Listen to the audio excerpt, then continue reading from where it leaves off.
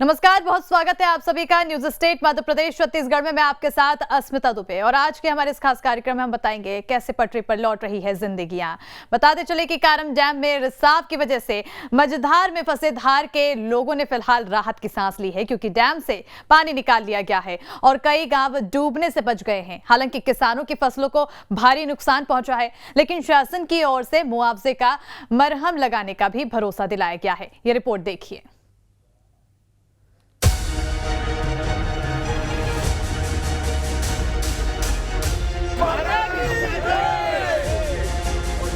ये तस्वीरें धार के कारम डैम की हैं। जल सैलाब शांत हो चुका है और तस्वीरें देखकर लग रहा है मानो खतरा टल गया है। न्यूज स्टेट की टीम ने ग्राउंड जीरो पर जाकर हालात का जायजा लिया। मैं आपको वो दृश्य दिखाना चाहता हूं कि कल जो बात का हिस्सा है, जहां पहले एक छोटा रास्ता बनाया जाता है चैनल के माध्यम से पानी निकालने के लिए, फिर धीरे धीरे उस रास्ते को बड़ा किया जाता है और फिर एक वक्त ऐसा आता है कि मिट्टी का बड़ा कट लगाया जाता है, क्योंकि पानी को तेजी से नीचे उतारना होता है। जब एक कट लगता है उसके साथ एक बांध का बड़ा हिस्सा पानी के साथ में बह के बाहर निकल जाता है और उस वक्त ऐसा लगता है कि मानो प्रलय आ गया है। पानी बारिश का और जल का रौद्र रूप देखने को मिलता है। लेकिन इस वक्त फिलहाल की तस्वीर है कारम डैम की और आप तस्वीर में आपको दिखाना चाहूँगा, जूम करके दिखाएं हमारे जो वीडियो जर्नलिस्ट हैं, कि एक छोटा सा कुछ मकान जैसा आपको दिख रहा है। तो लोग बताते हैं कि जब डैम का काम शुरू हुआ था उसके पहले एक स्कूल हुआ करता था। जब डैम बन रहा था उसके बाद जो पानी स्टोरेज हुआ तो उसके बाद तो दिखना बंद हो चुका था। तो पानी का स्तर कितना नीचे चला गया वो आप देख सकते हैं कि तस्वीरों से कि अब सब कुछ चीज़ें जो स्पष्ट है, यानी नीचे का स्तर दिखने लग गया। तो खतरा पूरी तरीके से टलता हुआ नजर आ रहा है। जी हाँ, स्थिति अब नियंत्रण में है, लेकिन 2-3 दिन पहले इस इलाके में सब कुछ खत्म होने की कगार पर था। ताबड़तोड़ प्रशासनिक अमला मौके पर पहुंचता है, 18 गांव को खाली कराने का निर्णय लिया जाता है, ग्रामीणों को समझाइश दी जाती है और गांव को खाली करा दिया जाता है। एहतियात के तौर पर सेना को मैदान में उतारा जाता है। एनडीआरएफ, एसडीआरएफ, तमाम जो भी प्रशासनिक अमला है, आपदा प्रबंधन समिति के जो लोग हैं उन्हें डैम पर बुला लिया जाता है। इसके बाद शुरू किया जाता है ऑपरेशन सक्सेस, ऑपरेशन सफल, क्योंकि लोगों को बचाना है। उस मोड में काम करना था, उस सेक्शन में काम करना था और एक गलती, एक चूक बहुत भारी नुकसान कर सकती थी, बहुत भारी तबाही ला सकती थी। और जैसा कि है कि इस बात के पास एक टनल बनाना शुरू किया गया, एक चैनल बनाना शुरू किया गया। जब पहला चैनल बनाना शुरू किया गया तो अड़चन आ गई पत्थर बीच में चट्टान आ गए, बड़ा लंबा वक्त लगा। लेकिन तारीफ उनकी भी करनी पड़ेगी जो यहाँ पे मशीनरी चला रहे थे, जो पोकलेन मशीन चला रहे थे, दिन रात वो लगे हुए थे और बिना थके बिना रुके, क्योंकि उनके हौसले बुलंद थे, क्योंकि ऑपरेशन बड़ा था। ऑपरेशन को बहुत कम समय में सक्सेस करना था, वरना एक बड़ी तबाही हो सकती थी, एक बड़ा तबाही का मंजर हो सकता था। धार पर पूरे देश की नजरें टिकी थी। प्रधानमंत्री से लेकर मुख्यमंत्री तक इस पर नजर बनाए हुए थे। लगातार देश की निगाहें इस ऑपरेशन पे बनी हुई थी कि आखिर बात को लेकर क्या चल रहा है। हर कोई इस बात के बारे में जानना चाहता था। देश के प्रधानमंत्री खुद लगातार मॉनिटरिंग कर रहे थे, प्रदेश के मुखिया लगातार पल पल की जांच रिपोर्ट ले रहे थे कि आखिर क्या हुआ है। भारत के जितने एक्सपर्ट हैं सभी को इस पूरे ऑपरेशन से जोड़ दिया जाता है। प्रशासनिक अमला मौजूद रहता है। मध्य प्रदेश सरकार के 2 कैबिनेट मंत्री दिन रात यहाँ मौजूद रहते हैं। बाद में प्रभारी मंत्री को भेजा जाता है। इस पूरे ऑपरेशन में 3 मंत्री 24 घंटे यहाँ पे मौजूद रहे हैं। दिन रात कड़ी मेहनत की गई, क्योंकि ऑपरेशन को बहुत जल्द सक्सेस करना था, क्योंकि सवाल था हजारों जिंदगियों का जो इसके सीधे जद में आ सकते थे। जल संसाधन मंत्री तुलसी सिलावट खुद कारम डैम के पास कैंप किए हुए थे और मंत्री जी का कहना है कि इस घटना से जुड़े हर एक लापरवाह पर सख्त कार्रवाई की जाएगी। की कमेटी बना दी है, विशेषज्ञों की कड़ी से कड़ी कार्रवाई कराऊंगा। जो भी इसमें भी जो दोषी होगा उसको छोड़ा नहीं जाएगा। बहरहाल संकट टलने के बाद अब लोग भी अपने घरों को लौट रहे हैं और सुकून की रोटी खा रहे हैं।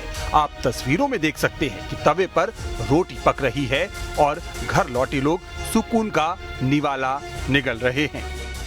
तो रात में आए आप लोग, सुबह आए? पास में रात में भी आया ना, सुबह में देहर आया था पार्सल। मेरा परिवार के लिए खाना बना रहे हैं आप? हाँ। तो देखिए, ये बड़ी अब सुकून देने वाली तस्वीर है कि अब लोग अपने घर लौटने लगे हैं। जो दिनचर्या है, जो ज़िंदगी है, पटरी पे लौटती हुई नज़र आ रही है।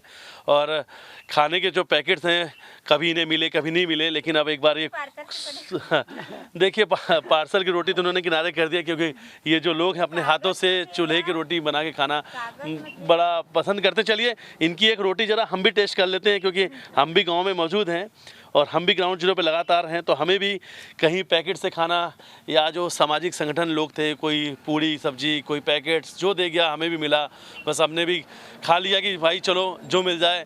और ये बड़े गांव की तस्वीर है और वो निवाला हम भी खा लेते हैं जो गांव के लोग अब राहत में बैठ के सुकून के पल से खा रहे हैं। उधर इस पूरे ऑपरेशन के सफल होने पर सीएम शिवराज ने भी सभी को बधाई दी है। 3 दिन पहले कारम बांध पर संकट पैदा हुआ और ऐसा लगा कि बांध के सीपेज के कारण कोई बड़ी समस्या पैदा हो सकती है। तब टीम मध्य प्रदेश जुटी और जनता के सहयोग से हमने जो डिजास्टर मैनेजमेंट है उसका एक उत्तम उदाहरण प्रस्तुत किया और बड़े संकट को युक्ति और बुद्धि से टाल दिया। सीएम ने इस ऑपरेशन में जुटे लोगों के लिए भी बड़ा ऐलान किया है। पोकलेन मशीन जो थी, जो बांध से रास्ता बनाने के लिए लगातार काम कर रही थी, उनके चालकों को, ऑपरेटर्स को, ड्राइवर्स को नहीं भूल सकता। उन्होंने जान जोखिम में डाल के पानी के लिए सुरक्षित रास्ता बनाने का काम किया और इसलिए उन ड्राइवर्स को सम्मानित करने का काम मध्य प्रदेश सरकार करेगी और 2-2 लाख रुपए की सम्मान निधि देगी। हालांकि संकट टल गया है, लेकिन पानी का सैलाब अपने पीछे बर्बादी के मंजर को भी छोड़ गया है। किसानों की फसलें तबाह हो चुकी है। 25,000 की किस्त मिली थी, मैंने जो सामने बीम कॉलम खड़े कर रखे हैं वो भी सब तहस नहस हो चुके हैं और अब मेरी आर्थिक स्थिति इतनी दयनीय है कि मैं कुछ भी नहीं कर पाऊंगा। कारम डैम के आसपास के गांवों में किसानों की फसलें बर्बाद हो गई हैं। किसानों को लाखों रुपए का नुकसान हुआ है। इस वक्त हम भांडाखो में मौजूद हैं और हमारे साथ किसान रामचंद्र वर्मा जी हैं साथ में। अब सबसे पहले तो मैं तस्वीर दिखाना चाहता हूं कि ये इनकी सोयाबीन की फसल है जो पूरी तरीके से बर्बाद हो चुकी है। सोयाबीन पूरी तरीके से बर्बाद हो चुका है। सोयाबीन पूरी तरह से बर्बाद हो चुकी है और मिट्टी भी कुछ नहीं रही है और पत्थर ही पत्थर सब आ गए हैं। अच्छा, फसल की अगर बात की जाए तो कितने महीनों से इनकी तैयारी कर रहे थे, कितना नुकसान होने की आशंका आपको? ये दो महीने से तैयारी कर रहे थे इसकी और अब 1 महीने में ये पक जाती है फसल। अगर ये फसल पक जाती तो लगभग कितने का ये हम टोटल अगर अनुमान करें तो कितने का ये फसल होता? ये फसल करीब 3 लाख की हो जाती है। 3 लाख? 3 लाख। इसके लिए आपने कुल खर्चा कितना किया था? खर्चा किया था करीब 1.5 लाख रुपये। 1.5 लाख। क्या इसका कुछ बीमा उमा भी करा रखा है आपने? नहीं, कुछ भी नहीं करा है बीमा वगैरह। अच्छा, आप यहीं के हैं। और कौन कौन सी फसल बर्बाद हुई है सोयाबीन के अलावा? बस ये सोयाबीन, कपास और मक्का, 3 फसल। तो जान तो बच गई, लेकिन अब पेट का संकट खड़ा हो गया है। फसलें बर्बाद हो चुकी है। सरकारी अमला बेशक सर्वे की बात कर रहा है, लेकिन प्रक्रिया लंबी है। मुआवजे की भी और कारम डैम की मरम्मत और साथ ही दोषियों पर कार्रवाई की भी। धार से मिथिलेश गुप्ता के साथ टीम न्यूज़ स्टेट। तो धार के कारम डैम से पानी का रिसाव होने से कई लोगों के घर बह गए तो किसी की फसल बर्बाद हो गई। न्यूज़ स्टेट की टीम कारम डैम के सबसे नजदीक गांव भांडाखो पहुंची, जहां कपास, सोयाबीन, मक्का की फसल पूरी तरह बर्बाद हो चुकी है। चारों तरफ खेत में बर्बादी की तस्वीर देखने को मिल रही है। ऑपरेशन कारम डैम खत्म हो चुका है, संकट पूरी तरीके से टल गया है और इस वक्त हम खेत में मौजूद हैं और ये करीब डैम से 2 किलोमीटर दूर है, भांडाखो करके एक गांव है, उस खेत में हम मौजूद हैं।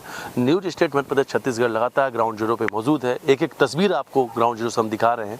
कल पानी का रौद्र रूप हमने भी देखा कि जब डैम से पानी छोड़ा गया तो कितना प्रलय की तरह, कितना रौद्र रूप था जल का जब वो नीचे आ रहा था। अब करीब 18 गाँव थे जो सीधे उस नदी से प्रभावित हो रहे थे उस डैम के पानी छोड़ने के बाद में। तो एहतियात के तौर पर तो उन्हें पहले ही खाली करा लिया गया था, लेकिन पानी ने कितना नुकसान किया है अब उस तस्वीर को दिखाने के लिए हम ग्राउंड जीरो पे मौजूद हैं। तो देखिए जहां मौजूद हैं आपको ये तस्वीर दिखाना चाहूँगा। सबसे पहले कि सामने देख सकते हैं आपकी ये मक्का की फसल जो है पूरी तरीके से बर्बाद हो चुकी है। मक्का की जो फसल है इन खेतों में साफ दिख रहा है कि ख़त्म हो चुकी है। पानी की वजह से ये बड़ा नुकसान हुआ है किसानों का।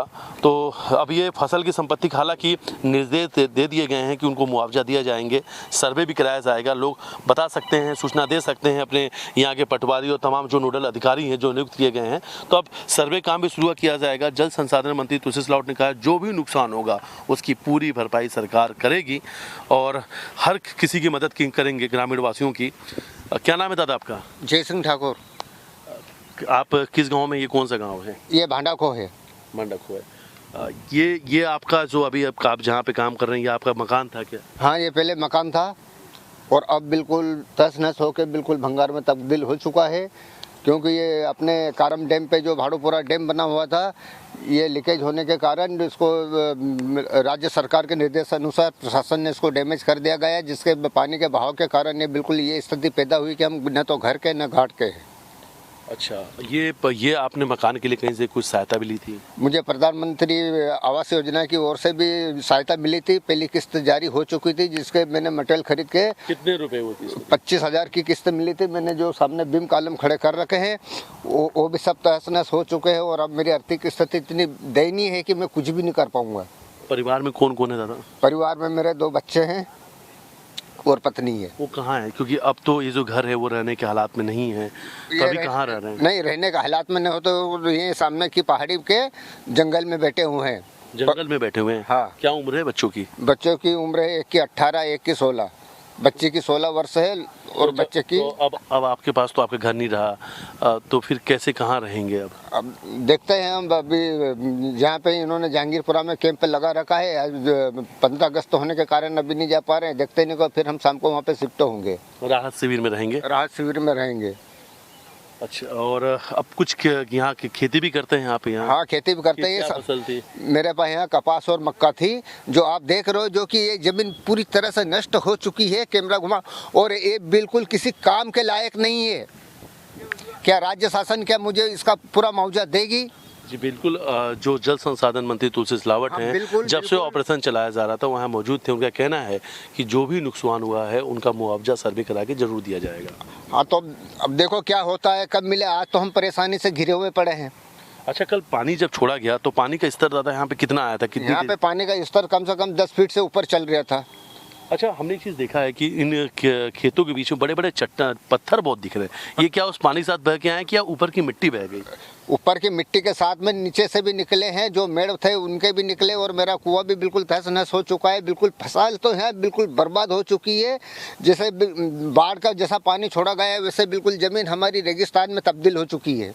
रेगिस्तान में तब्दील हो गई तो फिर आगे चल के खेती करने में भी बड़ी मुश्किलों का सामना करना आएगी। राज्य शासन अगर हमको पूरा मुआवजा देती है तो हम है ना बिल्कुल इस खेती को वापस उपजाऊ बना सकते हैं। क्या सरकार से मांग करेंगे जो पत्थर है इसे भी हटाने का कुछ प्रावधान किया जाए, कुछ व्यवस्थाएं की जाए? या तो यार शासन ये हमें बिल्कुल ये जमीन को एक लेवल में करके दे दे तो हम मुआवजे के लिए कोई तैयार नहीं है, और जो अगर नहीं देती है तो हमें मुआवजा दे, हम इस जमीन को हमारे हिसाब से उसको संशोधित करके और उसको उपयोग में लाने के काबिल बना लेंगे। अच्छा, इसके अलावा आसपास जैसे आप यहीं के रहने वाले और कहाँ पे नुकसान हुआ है? बहुत सी जगह है, आप आगे जाइए, जहाँ देखो यही मंजर आपको देखने को मिलेगा, सब बर्बाद होकर बैठे हैं। देखिए, अभी तक जो जानकारी आ रही है कि कल जो पानी का रौद्र रूप रहा उससे करीब 100 एकड़ फसल के आसपास नुकसान होने की अभी जानकारी सामने आ रही है। तो जहां एक तरफ मुआवजे की बात की जा रही है कि मुआवजा दिया जाएगा, वहीं दूसरी तरफ जो गांव के लोग हैं उनका कहना है कि घर मकान तो उनके टूट गए हैं, वो राहत शिविर में रहेंगे और प्रधानमंत्री आवास केंद्र के लिए जो उनको राशि मिली थी उसका जो उन्होंने मटेरियल लिया था वही पूरी तरीके से बह चुका है। तो अब ये ग्राउंड जीरो से तस्वीर है कि फसलों का नुकसान तो काफ़ी दिख रहा है। जो डैम के आसपास के गांव थे सबसे ज़्यादा प्रभावित ये वही गांव हैं जो बिल्कुल डैम से लगे हुए हैं, और मक्का कपास मुख्य रूप से ये जो 2 फसल थी वो पूरी तरीके से चौपट हो चुकी है। और एक चीज़ और बड़ी समस्याओं का सामना करना पड़े किसानों को कि बहाव के साथ में पत्थर भी आ गए हैं और जो खेत के ऊपरी जो परत हैं आसपास की जो मिट्टियाँ हैं वो भी पूरी तरीके से बह चुकी हैं। तो अब कहीं ना कहीं से अब समस्याएँ जो हैं वो समस्याओं की तस्वीर अब सामने आ रही हैं। हालांकि प्रशासन पूरी व्यवस्थाओं की बात कर रहा है कि दावे किए जा रहे हैं सरकार की तरफ से कि मुआवजा हर किसी को दिया जाएगा, हर जो ग्रामीण है जिसकी जो भी तकलीफ उसे जल्द से जल्द दूर की जाएगी। वीडियो जर्नलिस्ट प्रदीप के साथ मितेश गुप्ता, न्यूज स्टेट धार। तो खतरा टलने के बाद जो समस्या है वो कहीं ना कहीं कम जरूर हुई है, लेकिन दूसरी ओर अब समस्या और बढ़ती हुई दिखाई दी है। धार में कारम नदी पर बने बांध से पानी निकलने के बाद स्थिति सामान्य हो चुकी है, लेकिन पानी के रौद्र रूप के कारण किसानों को काफी नुकसान हुआ है। सबसे ज्यादा नुकसान डैम के निचले हिस्से में बने खेतों में हुआ है। खेतों में नुकसान होने के कारण लोगों की आजीविका पर असर पड़ा है। ग्रामीणों को चिंता सता रही है। अब वो कैसे कर्ज की भरपाई करेंगे? भांडाको गांव में जायजा लिया हमारे संवाददाता मिथिलेश कुमार गुप्ता ने। इस वक्त हम भांडाको में मौजूद हैं और हमारे साथ किसान रामचंद्र वर्मा जी हैं साथ में। अब सबसे पहले तो मैं तस्वीर दिखाना चाहता हूं कि ये इनकी सोयाबीन की फसल है जो पूरी तरीके से बर्बाद हो चुकी है। सोयाबीन पूरी तरीके से बर्बाद हो चुका है। सोयाबीन पूरी तरह से बर्बाद हो चुकी है और मिट्टी भी कुछ नहीं रही है और पत्थर ही पत्थर सब आ गए हैं। अच्छा, फसल की अगर बात की जाए तो कितने महीनों से इनकी तैयारी कर रहे थे, कितना नुकसान होने की आशंका आपको? ये दो महीने से तैयारी कर रहे थे इसकी और अब 1 महीने में ये पक जाती है फसल। अगर ये फसल पक जाती तो लगभग कितने का ये हम टोटल अगर अनुमान करें तो कितने का ये फसल होता? ये फसल करीब 3 लाख की हो जाती है। 3 लाख। 3 लाख। इसके लिए आपने कुल खर्चा कितना किया था? खर्चा किया था करीब 1.5 लाख रुपये। 1.5 लाख। क्या इसका कुछ बीमा उमा भी करा रखा है आपने? नहीं, कुछ भी नहीं करा है बीमा वगैरह कुछ। अच्छा, आप यहीं के हैं और कौन कौन सी फसल बर्बाद हुई है सोयाबीन के अलावा? बस ये सोयाबीन, कपास और मक्का, 3 फसल। इसके अलावा तो और कुछ बोया ही नहीं था। बाकी मकान वगैरह तो सुरक्षित है, पानी की मोटरें बह गई हैं जो कुएं में थी ये लगी। कितनी जमीन है आपका? ये जमीन की बात की ये 9 बीघा जमीन है। 9 बीघा। 9 बीघा पूरे 9 बीघा पूरी जमीन की आपको? पूरी 9 बीघा है, पूरा प्लाट 9 बीघे का। सरकार से क्या मांग करते हैं आप? अब जो हम हमारी हालत देखे जो दे सके वो उनकी इच्छा के ऊपर है। अब हम तो अब क्या कर सकते हैं? भगवान हमारा रूठ गया था, अब हम क्या कर सकते हैं? भगवान तो रूठ गए अपनी जगह पे, लेकिन जो भ्रष्टाचारी हैं उनकी गलतियों की सजा ही है। उनकी अब किसकी गलती बताए? हमारे नसीब की गलती बताए, किसकी गलती बताए? क्या बता सकते हैं? अभी सभी फसलें अच्छी आई थी, अब मुँह का निवाला ही ख़त्म हो गया हमारा। अब पक जाती 1 महीने में ही, 1 महीने में पक जाती, मगर अब हम क्या कर सकते हैं? मुश्किल भरा ये वक्त है अब। हाँ, मुश्किल भरा वक्त है, क्या है? वो तो हम बच गए भाई, बहुत है, नहीं तो हम खुद भी बह जाते। अब हम यही सामने तो रहते हैं सीधा, ये सामने ही घर है हमारा, हम खुद भी बह जाते। और वो तो प्रशासन ने 2-3 रोज पहले से हमारा इंतजाम कर दिया था, तो हम ही सामने पहाड़ी पे चले गए थे, तो बच गए हम थोड़ा। तो फसल ही हमारी गई है, खेत गया है। मिट्टी का जो स्तर है वो भी घट गया है, इससे लेबलिंग कराने में भी काफ़ी पैसे लगेंगे। काफ़ी पैसा लगेगा, मिट्टी लाना ही पड़ेगी। ये तो उपजाऊ मिट्टी है, उपजाऊ मिट्टी। अब ये मिट्टी आसपास मिलेगी नहीं, यहाँ से खुदाई करके या कहीं डैम में से खुदाई करके, तालाब में से खुदाई करके, डंपर से, मशीनों से, JCB लगवा के लाना पड़ेगी, जब ये कहीं बराबर होगा। ऐसा थोड़ी ना बराबर हो जाएगा। सरकार का दावा है कि बहुत जल्द मुआवजा देंगे आप लोगों को सर्वे करा के। चलो ठीक है, अच्छा है, मुआवजा कभी मिल जाए, जो भी नुकसान हुआ मिल जाए, और मिट्टी डलवा दे तो हमको बहुत अच्छा है। पैसा तो आया और चला जाएगा, अपन कम से कम मिट्टी डल जाएगी तो हम वापस हमारे जीवन को हम आगे बढ़ा सकते हैं। अच्छा, मुआवजा की जहाँ पे अगर वो आपको लोगों को मिट्टी का स्तर बराबर करके दे दें, तमाम चीज़ें ऐसी, तो वो मिट्टी भी बराबर करके देंगे, उसके बावजूद मुआवजा भी देना पड़ेगा, क्योंकि घर से पैसा थोड़ी ना लगाया भाई, किसी बनिए से कर्ज लेके भी तो लगाना पड़ता है हमको। कोई घर से पैसा थोड़ी ना लगता है।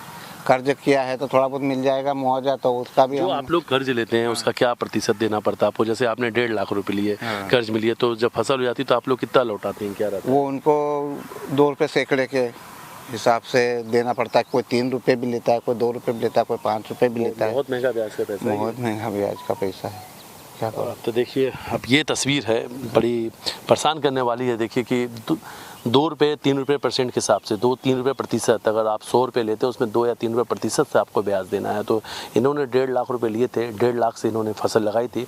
1 महीने बाद ये फसल पकने वाली थी, जो पूरी तरीके से चौपट हो चुकी है, पूरी तरीके से बर्बाद हो चुकी है। लेकिन इससे एक बड़ी और समस्या है इसके साथ में कि फसल बर्बाद होने के साथ जो उपजाऊ मिट्टी है, इस तेज भाव में उपजाऊ मिट्टी बह के चली गई है, और इनके लिए एक नई समस्या खड़ी हो गई है कि अब ये फसल, अगर इन्हें दोबारा फसल खेती किसानी करनी है तो इन्हें उपजाऊ मिट्टी चाहिए। अब उपजाऊ मिट्टी के लिए भी पैसा बहुत ज़्यादा खर्च होगा कि उपजाऊ मिट्टी ने कहीं दूसरे डैम से या दूसरी जगह से उन्हें लेकर आके यहाँ पे करना होता है। इनका शासन से, प्रशासन से, सभी से इनकी एक मांग है कि जो पानी के साथ में मिट्टी का स्तर बह गया ऊपर का, उसकी भी व्यवस्था की जाए। मुआवजा तो इन्हें कहना है कि मुआवजा तो इन्हें सरकार दे ही दे साथ में, लेकिन इनके लिए जो उपजाऊ मिट्टी है जो बह गई उसकी व्यवस्था जरूर करे।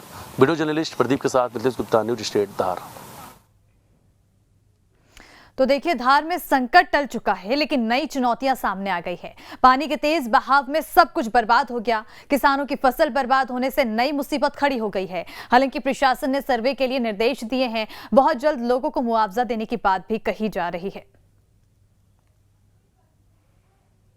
कारम डैम का खतरा तो टल चुका है, यानी संकट टल चुका है, लेकिन ग्रामीणों का संकट अभी नहीं टला है, उनके लिए एक बड़ी आर्थिक संकट आके खड़ी हो चुकी है। देखिए, इस वक्त हम भांडा खो में मौजूद हैं, भांडा खो के उस जगह पे मौजूद हैं जहां से मैं आपको तस्वीर दिखाना चाहता हूं कि कल जो पानी का रौद्र रूप रहा, जो डैम से पानी निकला, उसने क्या कुछ बर्बाद किया। उसने पूरी फसल जो है, जो किसानों की मेहनत है, खून पसीने से वो तैयार करते हैं इन फसल को, ये फसल उनके लिए सब कुछ होती है, बड़ी मेहनत लगती है, सुबह से लेकर रात तक वो इन्हें सींचते हैं और इस फसल को पकने का इंतज़ार करते हैं कि जब ये फसल बेहतर होगी तो उन्हें कुछ जो कमाई होगी उससे वो अपना घर परिवार चला पाएंगे। तो किसान की जो ज़िंदगी है वो खेती पर ही निर्भर करती है, इसी के भरोसे वो जीते हैं, यही उनका सब कुछ है। लेकिन आज भांडा खो से हम तस्वीर दिखा रहे हैं और सिर्फ ये भांडा खो नहीं है, ऐसे 4-5 और गांव हैं जो डैम से लगे हुए हैं, वहाँ की ये तस्वीर है। जो पानी का रौद्र रूप रहा, जो पानी का तेज़ बहाव था, उसने फसलों को पूरी तरीके से बर्बाद करके रख दिया है। गन्ना और कपास की अगर बात की जाए तो पूरी तरीके से चौपट हो चुके हैं। हालांकि सरकार मदद की बात करे कि ये मक्का है, जो मेन ये जो फसल है वो मक्के की है। मक्के की जो फसल आप देख सकते हैं कि पूरी तरीके से ख़राब हो चुकी है। तो अब मक्का का जो फसल ख़राब हुआ है इसका सर्वे कराया जाएगा। इसके अलावा जो लोग कपास की भी खेती कर रहे थे तो तमाम मुआवजे की बात की जा रही है। प्रशासन शासन सभी के दावे हैं कि बहुत जल्द सर्वे करा लिया जाएगा और हर ग्रामीणों की मदद ज़रूर की जाएगी। लेकिन इस बीच कई ऐसी तस्वीर भी है, कई ऐसे लोग हैं जिनका कहना है कि इस फसल बर्बाद हो गई, वो वापस से अपनी ज़िंदगी में खड़े नहीं हो सकते हैं। जो जीवन भर की पूंजी थी, जो पैसा वो इकट्ठा करते हैं, उससे ये फसल उन्होंने लगाई थी और बड़े मायूस, बड़े निराश चेहरे देखने को मिले। कुछ ऐसे भी लोग मिले कि जिनका मकान टूटा हुआ नज़र आया। प्रधानमंत्री राहत जो मिलती है प्रधानमंत्री आवास केंद्र की तरफ से, वो उन्हें मिली थी, लेकिन उनके ईंट, उनके सीमेंट, उनके जो बालू वगैरह सामान है, मटेरियल है, वो भी पानी साथ बह गया। तो अब देखिए, समस्याओं की तस्वीर भी ग्राउंड जीरो से हम लगातार आपको दिखा रहे हैं कि जो पानी का रौद्र रूप रहा उसने आखिर इन गाँव में क्या तबाही मचाई है। तो अब तबाह हो चुके हैं फसल और इन्हें वापस से खड़ा करना सरकार की जिम्मेदारी है और बहुत जल्द से इन मुआवजा सर्वे करा के जल्द से जल्द देना चाहिए कि वो अपनी ज़िंदगी में बेहतर वापस से लौट सकें, पटरी पर वापस उनकी ज़िंदगी लौट पाए। वीडियो जर्नलिस्ट प्रदीप साथ मिथिलेश गुप्ता, न्यूज स्टेट धार।